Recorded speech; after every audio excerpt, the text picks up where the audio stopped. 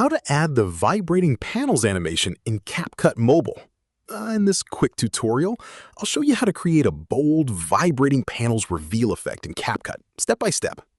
If this helps you out, make sure to like the video and subscribe for more CapCut Mobile tutorials. First, open the CapCut app on your Android phone Now open your project and place your video clip at the beginning of the timeline. Tap on the video clip to select it.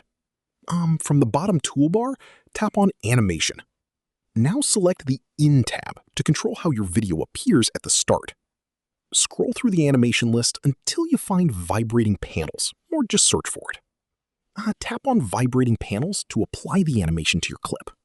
You'll now see the screen split into panels that briefly vibrate before revealing the video.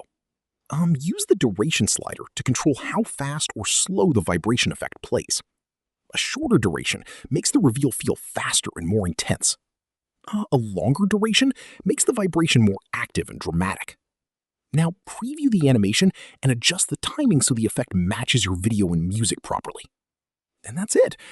That's how you can add the vibrating panels animation in CapCut Mobile easily.